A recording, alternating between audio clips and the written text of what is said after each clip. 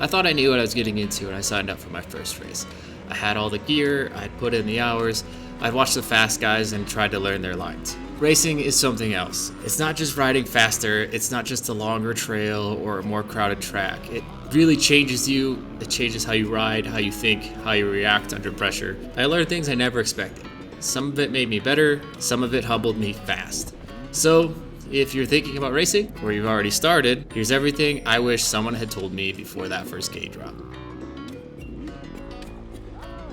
Number one, you will never be completely ready, but you can be more ready than the other people on the starting line. So it doesn't matter how many races I do. Every time I'm on the starting line, whether it be a gate drop or like a flag or whatever the case may be, depending on the racing style. It could be a rally race where they just hold up a hand and count down. I personally never feel like I'm ready. Like I always feel like I'm missing something, like I've forgotten something, like maybe I didn't pack enough water or whatever the case may be.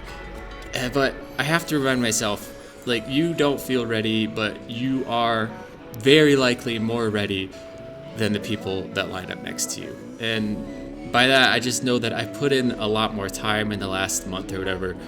I put in the training hours to make myself more fit. You know, I've pushed my speed boundaries. I've made myself feel scared in order to be faster. I've made myself feel tired in order to understand how I'm going to ride when I'm exhausted.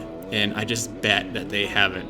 So even though you may not feel prepared, if you have prepared, you are. That's one of the weirdest ones, and I thought that would go away with more experience as I started racing more, but it never has, and I always feel like I'm missing something right before the race starts. I never can shake that. Number two, people assume they're gonna be faster, take bigger risks, and just be a better rider overall in a race. But that's just not the truth. If you practice one way, you're going to perform that way in the event. Like, by the time you get to the race, all the work is done. And whatever you've done in practice is what you're going to do in the race. It doesn't matter. You're not going to rise to the occasion. You're not going to suddenly become a great racer because it's a race. There's no like race you. You are just you. And if you didn't put in the hours, or you did put in the hours, that's what matters. So if you want to go race motocross one weekend and you have never raced motocross, you're going to be terrible because you've never practiced motocross. So if I have a motocross race and I feel like I'm not really like hardcore motocross racer, I'm going to go to a motocross track a lot, and I'm going to put in the time and make that work and try different tracks and, you know, just try to get ready. But yeah, it's just weird to me that people can't seem to understand that just because it's a race, it doesn't make you change at all. You're going to race like you practice, basically. If you haven't practiced the race pace, if you haven't practiced being exhausted, if you haven't practiced all the things you need in that race, it's going to come back to bite you. But if you put in the hours, you're gonna push just as hard as you did in practice. Racing is very much so a reminder of whether or not you have actually put in the hours. It's a pretty wild assumption to make. You're not gonna take more risks. You're not gonna suddenly be more brave. You're not gonna suddenly have more technical skill in a race. So if you want those things, you gotta put in the hours before the race in practice. Number three, you will never be faster than a 14-year-old kid on a 125 two-stroke. So this actually happened relatively recently. I had switched from the like C class to B class. It's not that here, but it's like novice to intermediate. I'll just say B class because that's what people get. So I'd switched to B class, and I get a pretty bad start, being honest. But at some point we had all kind of spread out, the whole pack, and there were three of us in this little group, and I'm in the middle. So there's a guy in front, middle, me, and then behind me there's some random person. The guy in front somehow manages to stall his bike coming into a corner. I don't, it happens, but so I go around outside and I look over and it's just this guy in a white uniform, and I'm just like, we're just bar to bar on this hill climb. Bar to bar on a hill climb sketchy because you really like need to be able to kind of not hit the rock or not hit the root, but it was wild and a pretty epic moment. Anyways, this guy eventually gets by me, and I never see him again for the whole day. And this is kind of a theme that happened throughout the rest of racing alongside this person. We'd have these really great moments where I felt like I was up to speed with him, and then he'd always just end up being more brave in a place where I started to not have that bravery. Well, it turns out after the race, I find out that this is a kid on a 125 and I'm on a 300. So there's something to a kid on a 125. They have this like full commitment attack all the time. It's the 125 requires you to always be on it, because if you drop below the power band, there's like, it's a gutless engine, but it's so fun to ride on the pipe. So this kid is being trained in the best way possible to just either be on the pipe, hitting the power band, or you're not at all. So he's got that attack, and you know, I'm an older guy, and I'm just like, I'm gonna let off here because it's slippery, or I'm gonna let off here because I don't know what's coming around this corner. You know, I don't have the whole 15-minute track memorized, and he just doesn't do that. And that's whenever I'm like, okay, bye, have fun. Yeah, little Gaito is a little ripper. So yeah, if you truly think you're gonna be faster than the kid on the 125, you're gonna get humbled really quick. Number 4, a fast rider is a fast rider. It doesn't really matter what they ride, one style or another, what bike or another. So a lot of people have this idea that motocross riders are fast at motocross, but in enduro they're going to be slow. Now, recently I had a race. It is a smaller event, but it's a notoriously rocky race. It's through a dry riverbed. It's all rocks, and then maybe 30% of the track is like high speed, but for the majority it's just pretty much rocks and technical. And one of the guys that lives in the town decided to come, and he's a semi-pro motocross racer, and he's very fast on the motocross track, and he had his dad's 300. So I'm thinking, cool, this will be an interesting race, you know, we can compete with each other. Well, it turns out that he is fast no matter where he is. Of course he's fast in this town. Of course he's fast in these rocks. He grew up here. This is what he does. But there's that assumption that comes into play that because he rides motocross primarily, he's going to not be as quick in the rocks. It's a hilarious and completely incorrect assumption. He obviously won the race, and yeah, he was incredibly fast in every respect. So a good rider is a good rider. It doesn't matter if they are a motocross rider. A fast rider is a fast rider. Likewise, if you take like a fast woods rider and put them on a track, they're going to be fast on that track.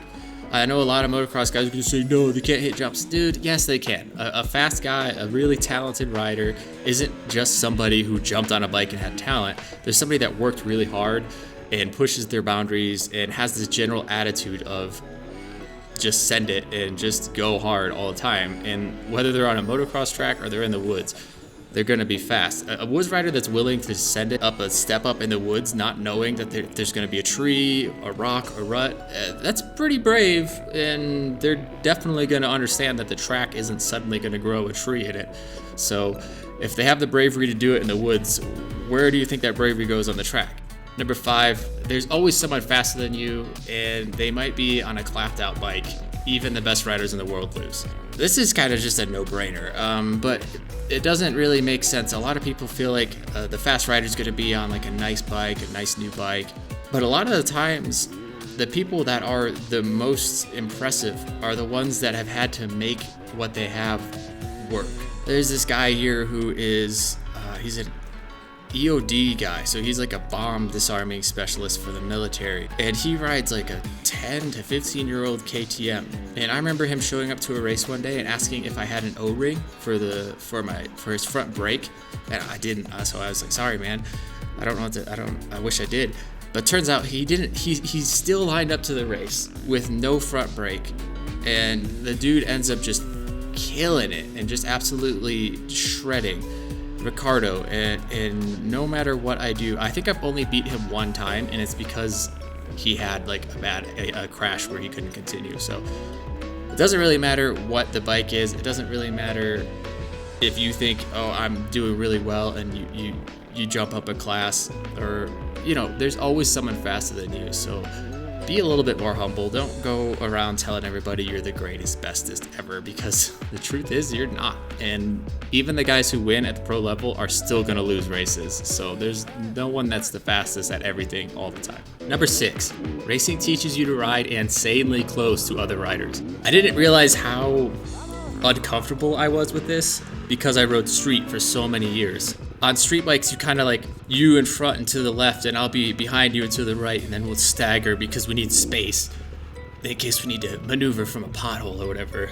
But when you're racing, off-road racing, you will literally be touching each other's bars wide open up a hill with rocks just pounding your tires. You have nowhere to go, and you just get really, really comfortable with this. You'll put your bike literally on someone else's lap, and they won't get mad about it. They'll just be like, that's racing, that was fun. Thanks for, you had to try, right? You know, it's just crazy. Riding only on the street, or just riding only trails with your buddies, not racing. You never really get that really close riding. It's pretty wild. Even just racing rally and not racing motocross or hare scrambles, you don't really learn how to ride inches away from somebody.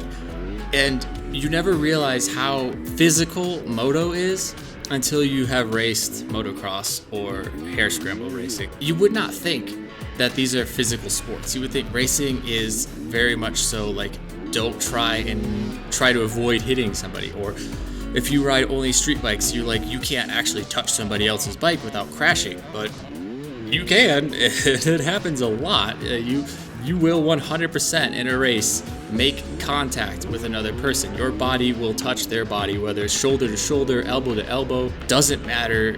You are 100% going to hit someone, and you're probably not going to crash. It's wild and crazy and unpredictable and amazing in every way. And something I realize is now that I have got that comfort level, not everyone else has that comfort level, so I have to remind myself of that. When I go on group rides with people, like, they don't really feel safe with me being close to them. So I'm like, chill out. This is a group ride, not a race. I don't need to be within, striking distance. Even so, to me, close is like less than 2 or 3 feet. That's close to me. Close to street riders is like, give me like a whole car length. Now that I've raced, I have to remind myself of give more than 3 feet. Like, you can't be in this isn't a personal bubble, this is a moto bubble. It's bigger. So yeah, racing definitely teaches you a different personal space bubble when it comes to riding with other people. Number 7, without seeing behind you, you can tell the difference between a novice rider and a top tier rider. Now, if you only ride motocross, you're like, what are you talking about? It's all classes, and you only race with the people in your class. Or if you race like a GNCC or really any sort of racing that does all the classes at once, and it's a loop format, it's not just like point A to point B. A lot of times you'll race for a set amount of time, and then that's it. You'll have people that are coming up behind you that are in a pro tier class, and you got to get out of their way, or they're gonna pass you in a not so polite way. But you also have people in your class racing, and you're gonna have to basically make decisions on whether to let someone pass you, whether to get out of somebody's way to allow them to pass or not, because you don't want to, someone in your class you should not let pass. That's just, they have to work for it. But someone in the pro class, of course, they need to get by. They got their own competition. Completely different worlds, but on the track at the same time. What's wild is, you would think a motorcycle sounds like a motorcycle. There's no way you could tell what class they're in without looking at them physically. But when an expert or a pro class guy rides up behind you, it is so out of nowhere, so intensely aggressive. There is no question in your mind that person is 100% a pro rider. And it goes from you don't hear them at all to they are on you, right on you in like a second or two. And yeah, it's pretty obvious. Still, it's a pretty cool experience to have a pro class rider absolutely blow your doors off, but we're not in a car, but you know what I'm saying? Like, you think you're pushing, you're scared, you're like, this is my comfort level, I am at the limit. And then they just go by you like you're standing still. It's awesome. I know a lot of people are like, why would you want to be passed? But trust me, if you ever get the opportunity to race or ride with a pro rider, you don't care. You quickly lose that illusion of being able to keep up with them, and you very quickly realize that there's nothing cooler than watching them just rip. Yeah, it's pretty amazing. Number 8, stand the F up. Like, I cannot stress enough how often I see people sitting down mid-race. Like, mid-ride. Really, if I'm gonna ever be a coach, I think the first thing I will do is just take the person's seat completely off their motorcycle and just yeet it into their truck and say, no, you no longer have this. This is no longer a part of your motorcycle. You are standing up. Let me say, it is such a rare thing that you should be sitting down on your motorcycle that it's almost not worth having a seat entirely. Number one reason for this is that your butt and your spine does not make a good suspension component. When your rear tire hits something and it pushes the motorcycle up, you get thrown up if you're sitting down. The bike should be able to move independently to you, and sitting down is like, what are you doing? You're just 100% of the time taking all of those bumps and just getting chucked around. The second you see somebody sitting down on a technical or more difficult section, you know that they're now out of control. And the vast majority of enduro fails you're gonna see are people sitting down and the bike just going, or bike throwing them, or just not being in control. The second you get off the pegs and you don't have that gap between your body and the bike, you're done. That's it. It's over. Stand the F up. I mean, that's number one advice I'd give to anybody. Stand up. Number 9, tinted goggles are for looking cool. Clear goggles are for racing. I used to only ride with tinted goggles because I thought it was cool. I like the way they look. Well, that's it. That's up. But when I started racing and it was bright outs, like there were really bright sections and then dark forest sections, it is really hard for your eyes to adjust when you have tinted goggles. It gets sketchy. So my buddy's like, dude, you need to wear clear goggles. He gave me a set. He didn't give me, he let me borrow his goggles. They were sweaty and gross because he had just raced in them. And he's like, just wear them. I'm like, okay, whatever. He was right. If you're racing and you're racing from light to dark, going from shadow to open field often, yeah, tinted goggles are not gonna work for you. Your eyes are much better at adjusting to the light when there's nothing in the way. Tinted goggles look cool, but they're not for racing. Number 10, you don't rise to the occasion. You fall to your level of preparation. I talked about this before, but I wanted to say it again because it's so important. You're not going to be someone different on race day. If when you are out riding, you stop and rest often, you're not training yourself on how it feels to ride tired. You're not tired because you're stopping often. So yeah, if you think that you're gonna rise to the occasion, get that out of your head. I can't stress this enough. I won't say it again, but I want you to just really think about this. You don't rise to the occasion, you fall to your level of preparation. Number 11, controversial take. Losing by a second is way better than winning by a lap. So actually it wasn't my first race, but my first Ironman race. It was a 6-hour hare scramble.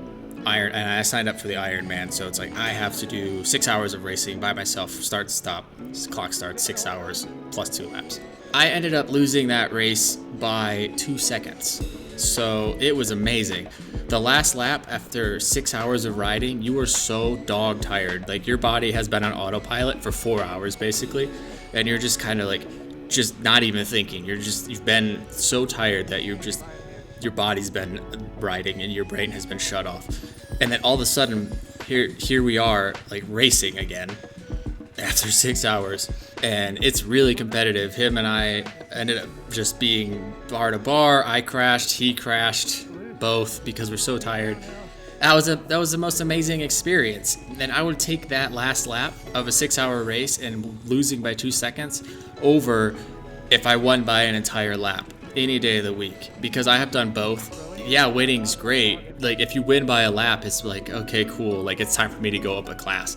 It's not like that was an awesome race, I did so well. It's just, okay, I need to bump up a class. I've improved now, I need to go up. So you don't get the same pride that you get from going bar to bar and having that great race experience with somebody. So yeah, I think that there's a lot to be said that having those really close races. Like obviously I would have rather have won by 2 seconds, but I will take losing by 2 seconds to winning by a lap any day of the week. Also, that guy and I became really good friends and we ended up riding together a lot.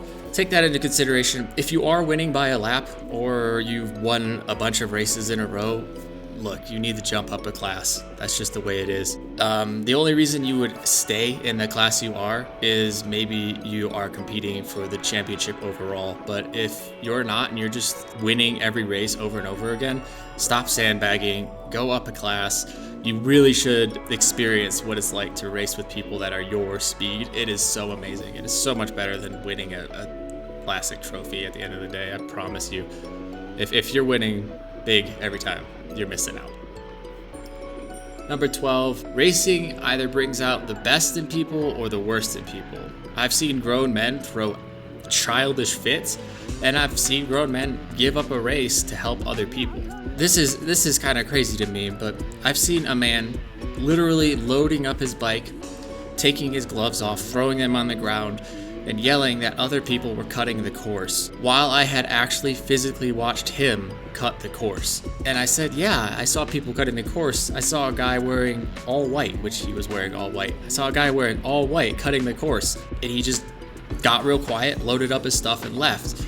And I think what happened was that he saw like a trail rider, like a weekend rider, riding off the course because they didn't want to be on the racetrack, but they wanted to watch, and he assumed it was another racer. So he decided, well, I'm just going to cut the course too. And then threw a massive fit because people were cheating. But if you do it, well, that makes you're doing it. So, but then at the same time, I have seen literally people just, someone will crash really hard and they will just give up their race because there's no concessions. They don't give you your race back because you stopped to help somebody. They should, but they don't. I've seen people just drop their bike to make sure that that other person is okay.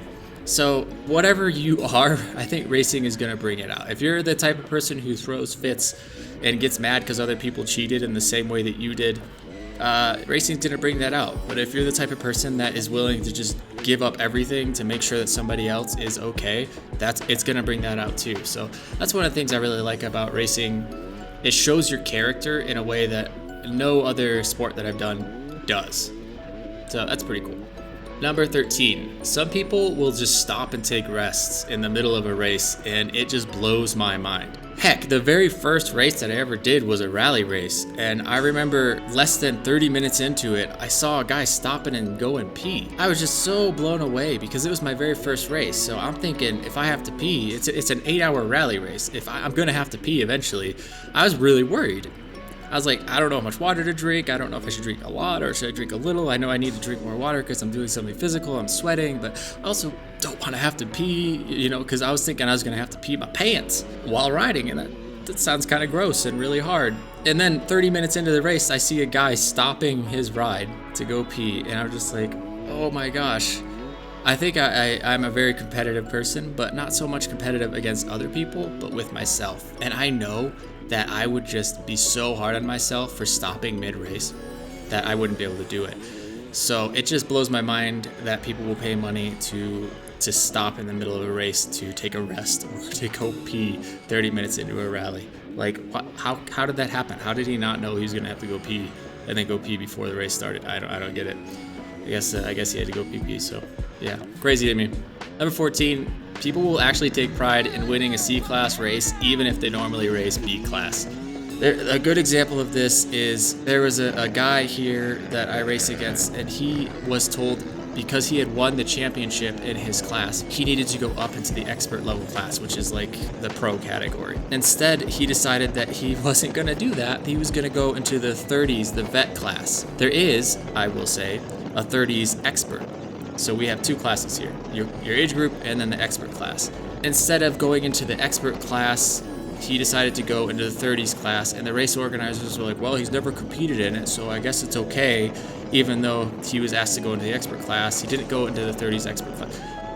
It's crazy, the amount of pride that man took in beating people, that it was so obvious that he was going to beat. I think he was like 30% faster than every other person in the class, and I just remember thinking, wow, this guy is like really, really proud of himself for racing in a category that he very easily should have won. Like, I don't know. To me, it doesn't make any sense.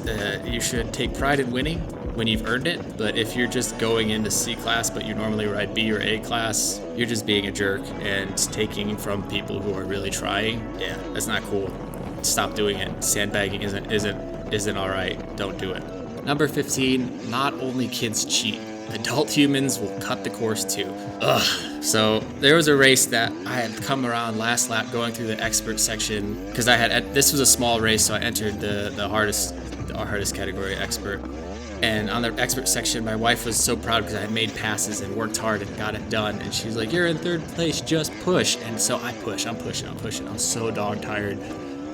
But I come across the finish line and I'm like, finally, like, it's done. Like, when you've done a really long physical race, you're genuinely happy that it's over because you're so tired. And then the time comes for the awards, and they're like, and third, second, third, some other people, and I'm like, what the heck? And we talked to the organizer, and he said, "Wait, what do you mean?" And he's very confused, and nobody could understand.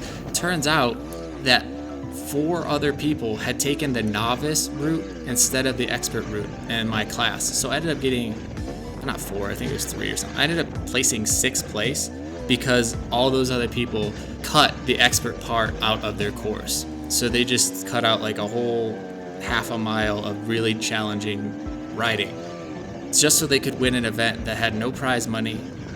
There's no points to any series or championship. They just wanted to win, and they took credit for it at the end of the day, and it made absolutely no sense. The race organizer was obviously really mad, but without actual video proof, he wasn't going to go taking prizes away. Yeah, it was frustrating, but I will say that race organizer ended up being one of the best that I've ever worked with or ever ridden under, and anytime they put a race on, I will definitely be there. After that race, they had put a person at every point of the track with a radio, and they had them hiding in the woods so that if anyone cut the course, they would report it, and they do, and it's really impressive. And so if you do come across people cutting the course at the end, take note of their name or their number, where they cut the course, and tell the race event organizer about it. Don't expect anything to happen, because without proof, they're not going to say, "Oh yeah, okay." But with proof, they should. But they'll make adjustments and make racing more fair. So yeah, it's crazy. It's crazy that people will cut courses even though there's no prize money. There's nothing to it. It's just a fun weekend race, but people still take pride in cheating and winning. It's crazy. Number 16, your warm-up is way more important than you think. This is a lot of people don't warm up before a race. They'll do like a couple of drills and say, "Oh, I'm good." But what you really need to do is get your heart rate up to where it's going to be at in the race so that your blood starts flowing. This is a really important thing.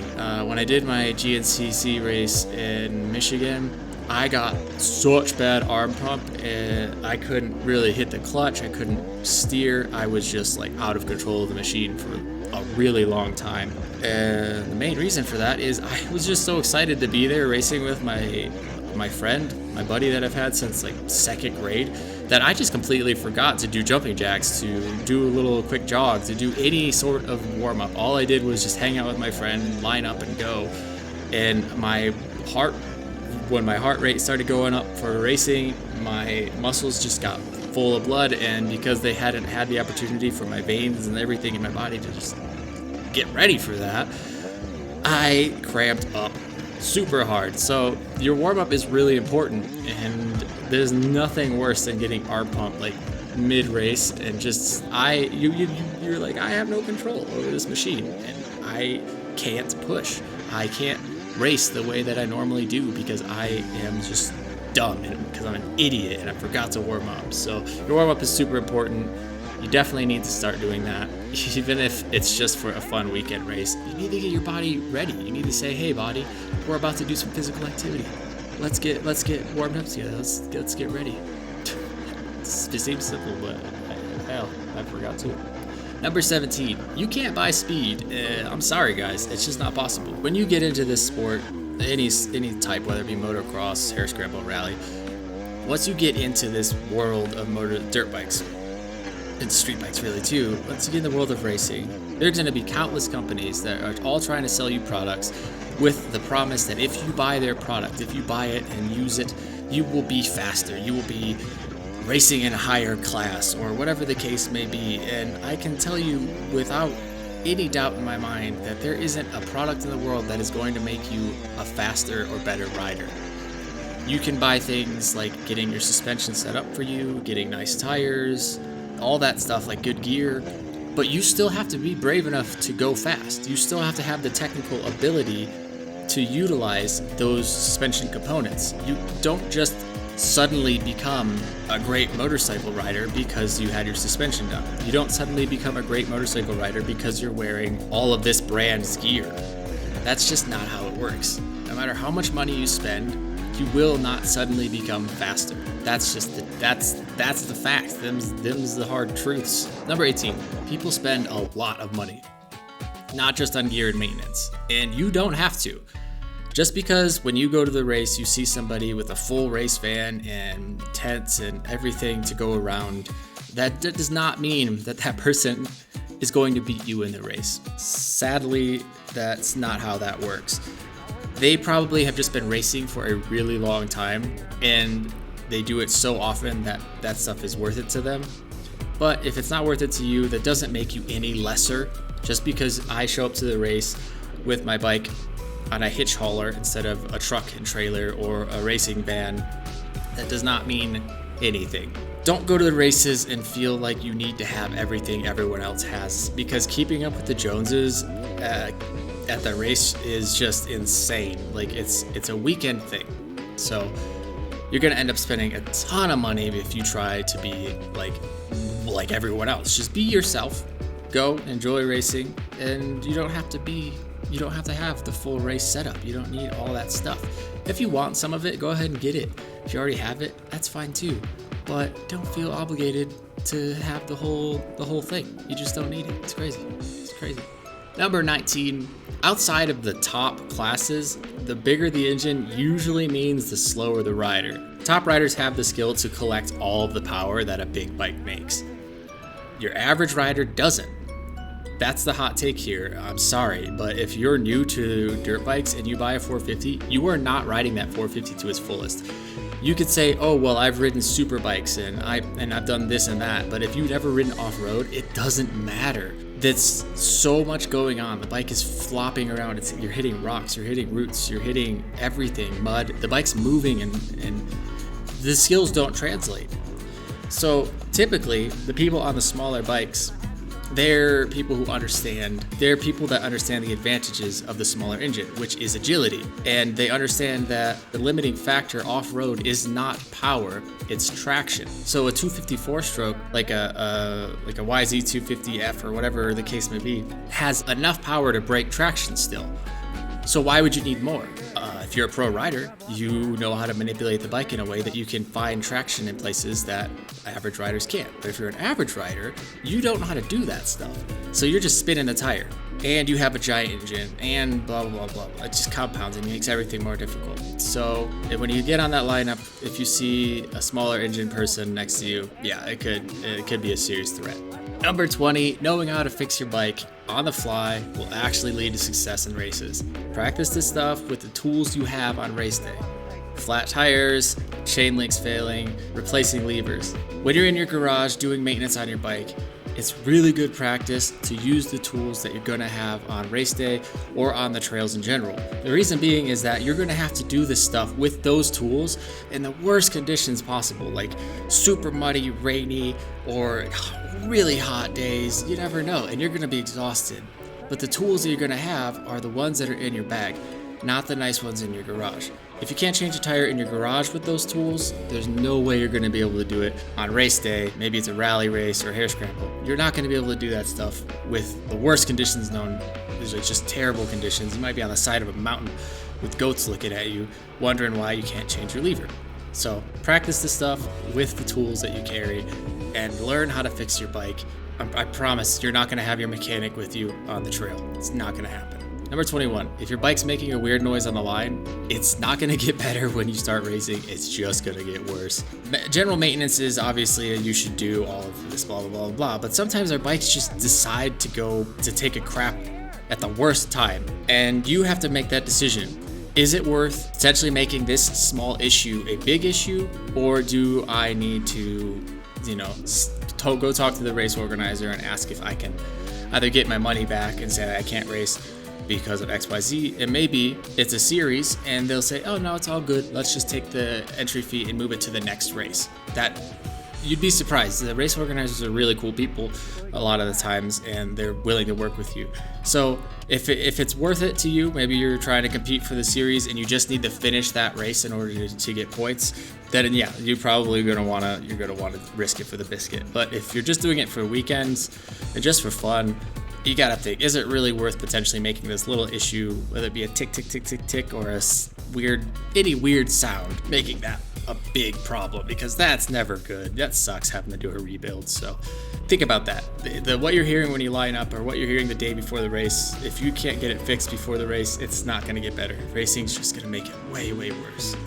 Number 22, nutrition, hydration, and sleep matter, even if you don't consider yourself to be an athlete. Even if you're a weekend warrior, even if you're just doing this for fun, you need a good night's sleep. You shouldn't be out drinking with your buddies because you're going to be super dehydrated for the race. You gotta eat good stuff.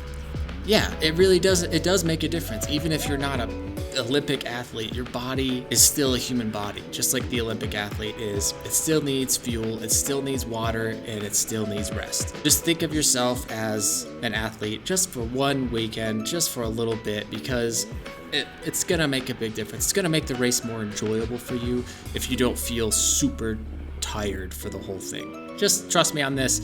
Get a nice night's rest.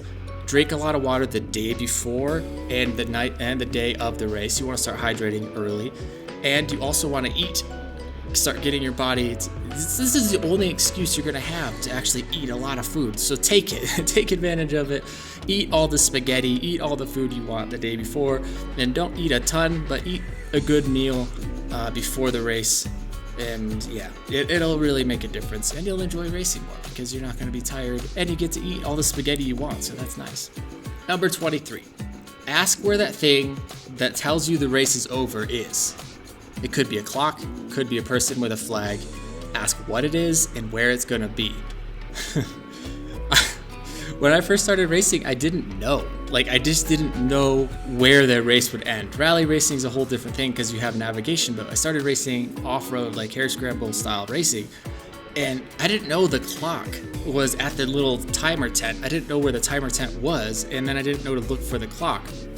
So I was just riding around like, when is this race going to be over? I have no idea. I knew it was an hour and a half, but I didn't have a clock because I'm an idiot. So I ended up just going and ended up stopping a whole lap early because I didn't also understand that once the clock hit, if you had 20 seconds left, that actually meant you get a whole nother lap. So I didn't understand when to stop, I didn't understand where to stop, and it really caused a lot of problems. I ended up losing a place to it. So you definitely want to ask that question. Hey, where's the thing that tells me when I need to stop? So now I tell people as a joke that I don't stop racing until my wife runs out in front of me waving her arms around. Number 24, there's no standard marking for off-track, off-road racing, even within the same series. That's a mind blow. I don't know if this is the case. It has to be true all around the world, but from one race to the next in the same series, a lot of the times the people that put the race on, the people that go out and mark the track, the people that decide what the track is going to be, it's a whole different organization. It's usually like the local group that goes out and does the marking, and a lot of the times these markings are not the same. They'll be similar, but they're not the same. So you really have to be on the lookout for anything, not just what you're used to. And that's crazy. It's awesome, and it's what makes off-road riding and off-road racing so interesting, because you can make navigational errors, which you can't really do in motocross unless you took a really hard fall. But so just remember that if you're gonna start doing hare scramble racing, the markings might be different from one race to the next, and you gotta really keep your head on a swivel, look up, look really, really far ahead, because you never know how terrible. It could be the faintest arrow that you've ever seen, but it's super important to your navigation. Number 25, not everyone with an official vest on knows what they are talking about. The first motocross race that I ever did, I didn't know anything about motocross. I knew that you race until the flag waves, and that's that. I had no idea. So I show up, I do my first moto, and I'm like, yeah, that was okay. I came in 4th place for my class. I wasn't in the bottom class. It was all right. I was like, I don't know if there's like a C plus in the US, but there's like a C plus in Mexico, novice 2 or something like that. I came in 4th place, and I had taken my gear off. I started filming and just kind of like settling in to film the rest of the day and just have a good time hanging out with people. And then I hear over the PA system, my class I need to go up to the starting line. So I'm like, what the heck is going on? I have no idea. I don't know how motocross works. So I ask somebody, I say, hey, is there another race? Because I didn't know, like, what's going on? Do I need to go up there? And they said to me, yes, there's another race, but it doesn't count, so you don't have to do it if you don't want to. Well, something smelled fishy to me. I didn't believe them, and I decided I'm just going to throw my gear on and go line up. I barely caught that gate. I mean, I was like right at the buzzer. And it turns out I came in 3rd place in my 2nd moto. The rules for the tiebreaker in this particular organization are that the 2nd moto winner is the person who wins the tie. So I ended up getting 3rd place and had no idea. I packed up and left because I had a long drive home and didn't want to drive home at night in the rain. Turns out I had won 3rd place and had no idea because the event guy told me that the 2nd moto didn't matter. So not everyone in an official uniform or not every person who is an official actually has any idea what they're talking about. They're just out there volunteering, trying to help and do stuff. So always take what anyone says with a grain of salt and always get a second opinion because the 2nd race does matter, turns out. Number 26, your first lap sets the pace. Don't try to conserve your energy. This comes from my time doing Ironman racing.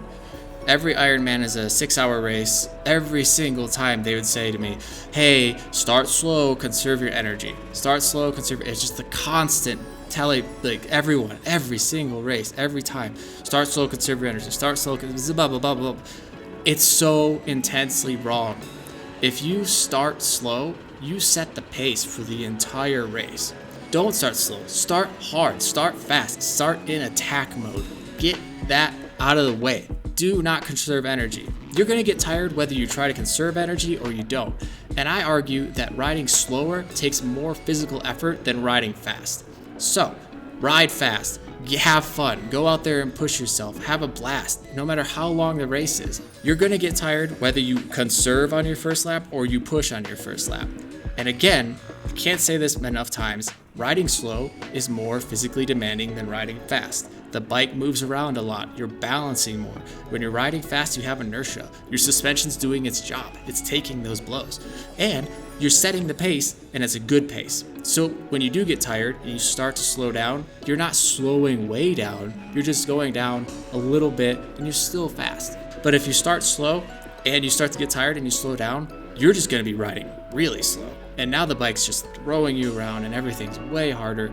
Don't do this. Don't take that advice. I don't care how long the race is. If the race is 6 hours long, just go and ride fast. That's like the most frustrating advice to me that I've ever gotten. I never took it because I knew better. And I would always try to explain this to people and no one seems to listen. People just want to say, no, you need to conserve. You need to conserve. You need to conserve. We are not an electric bike. We don't have a battery. We don't have a gas tank. Our bodies don't work that way. There's nothing to conserve. You either have the willpower to continue for 6 hours or you don't. That has nothing to do with how fast your first lap is. Number 27. If you have a problem with something, the race organizers are likely to listen before the event. If you walk the track or you are doing a rally and you notice something that is unsafe, or you think, hey, there's a branch that's sticking right up after a blind corner, you should probably cut that down, and you think it but you don't say anything, nothing's going to happen. But if you see it and you go talk to the event organizers and be polite, don't be a jerk, say, hey, I noticed at this section that there's this thing that I don't think is safe. What do you think? Could you potentially cut this down or could you potentially move it? And they might say, yeah, I'm sorry, I missed that. That's a really good point. And they might take it and they might move it. Or they might say to everyone, hey, at this section, look out, there's this thing, but they don't want to remove it because it's like a natural object, so maybe it needs to stay, but they'll at least warn everybody. There's two mentalities really. There's the one mentality where this is a track that we have made for you to race on. And then there's the other mentality that we are here to race on the natural environment, whatever that may be. So it comes down to what the organizer has in their head, but that doesn't mean that they won't warn people about it, or they might mark it in a better way so that you'll see it. I've seen that happen to where people will say, hey, these rocks are really dangerous and they're covered in pine needles. I can't see them. So they went and uncovered the pine needles, and then they put a flag on the rock, said, hey, look out for me. And that was enough because that organizer had the mentality of, it's a natural object. We need to race over it or around it. That's your call. But they didn't remove it or change the course. They just simply marked it and made it easier to see. Win-win, really. It's all about how they want to do it. That goes to, though, number 28. Some organizers won't listen, even to safety concerns. This is frustrating, and it is the way it is, and there's nothing you can do about it. But I do want to I want to point this out because it is a real thing. So my first motocross race, they gave us like 2 laps to warm up, and I come off the big double, and it's a big blind double into a left-hand corner. And I'm in the mid-air of this double, and I just see caution tape everywhere. And I hit the ground, and I slam on the brakes, and I was just like, what in the world? And they had sectioned off a part of the course and didn't tell anyone about it. So I didn't get both my laps. I was just mad. I came in because I almost crashed, and, it would have hurt. That's not fun. And I was so mad, and I told them about it. And they just said, well, we didn't want that part of the course to get tore up because it was muddy. Clearly this is not normal, but it did happen. And I was like, dude, you need to tell people about this, or you need to get rid of it. And he just kind of like put his hands up like, I don't know what to tell you. And later in the practice session, a guy came down from the double, hit the brakes, got rear-ended by another guy, and ended up going to the hospital. Some event organizers just won't listen, even to safety concerns. And at that moment, you have to decide whether or not you want to race with that person or not. Because the best thing you can do to really show them that that's not okay is to just leave. That's the truth. I don't like it, but that's the truth. That day I did race, and I shouldn't have. But the reason I raced was because I was invited to come race by the town and the people, and they wanted me there. So it felt just wrong for me to leave because this one guy was being a stubborn. But if this is happening to you and you have no obligations, the number one thing you can do is just say, okay, well, I don't want to race with you. You clearly don't care about our safety. It's already a dangerous sport. You don't need to make it more dangerous by not listening to safety concerns before the event. Because remember, this was practice. This was all before the event. So before the race even started, somebody left in the ambulance. So yeah, just want to put it out there. Some organizers will listen and they really care. Some organizers won't. Which brings me to number 29. Some race organizers deserve praise and some deserve critique. Sometimes even within the same series. This is crazy, but I talked about earlier how in the same series they'll use local organizers to put on events. And some of those local organizers will do a stellar job. And you should 100% go online, go to your friends, go anywhere you can and tell people this race organization, not the series, but this particular group of people that put this particular race on did a great job. And I think they should be praised all the way to the next year so that they can 100% get that series to come back to their event. Because that's how it works. The series will decide to use that event organizer again next year, or they won't. So you should definitely say, you did a great job, you listened to my safety concerns, you did a great job marking, everything was clear and understood. Make it loud, make it proud, tell them they did a good job because they're just people like you and me. And if they did a good job, they should know. On the other hand, if, like that one guy who didn't listen to me, doesn't take the tape down and someone gets hurt, they deserve critique. The series should know that they did not listen. And that someone got injured because they refused to listen to a safety concern brought by an actual competitor. So I'm not going to go full Karen and start going blasting them on the internet, but I am going to tell the series, hey, this is what happened. I just want you to know. I don't know why, but yeah, you need to talk to them about it and at least let them know that they should have made a change. Or as a series, maybe the series thinks it's okay, and that just is a big red flag to you that you shouldn't race in that series. So yeah, remember that each race in a series is put on by different event organizers, different groups, and that they deserve praise or they deserve critique, that the series will either take those things that you said into consideration for next year. Just wanted to kind of point out how event organization and racing works. It's not that obvious, to be honest. Number 30, for some people, a racing circuit or series is more like a social club than a competitive sport. And that's okay. I just didn't know that before I started racing. For some people, they are using it more as like this is my friend group, and every weekend we go to the races together and we hang out and we do the race. They're not really concerned with whether they compete or are competitive. They're not concerned if they get third, fourth, 10th. They don't care. They're just there to hang out with their buddies. I had no idea. I really thought that if you're going to the races, you're going to want to win every single time, but this isn't the case. And if you're looking for a really cool group of friends, there's really nowhere better to look than at the races, which leads me to number 31. Racers are usually very friendly, and especially in the more novice classes. I say that because novice classes are just there to have fun. They're there to enjoy motorcycles. They're there to enjoy riding with like-minded people. Professional guys are a little more guarded because the truth is they are there. It's their job. They're there to work. They're there to put in laps. They're there to win. So they're going to be a little more serious. They're going to be a little more guarded. Like, hey, I really can't have all these people hanging out in my tent because I need to focus. And that's okay. It's just a whole different thing. So if you go to the races and you're wondering like what people I should and shouldn't approach just to have fun and talk to, more novice class guys are definitely going to be more likely to just be inviting. They're going to want to hang out. They're going to want to talk. But the pro riders usually are just, they're at work. So, you got to take that into consideration and remember that it's really nice of them to talk to people and to like sign autographs and stuff. But they're also, they got to focus and really make sure they can bring the victory home. Number 32, a lot of people will pay race entry fees just to not finish the race. And I don't get it.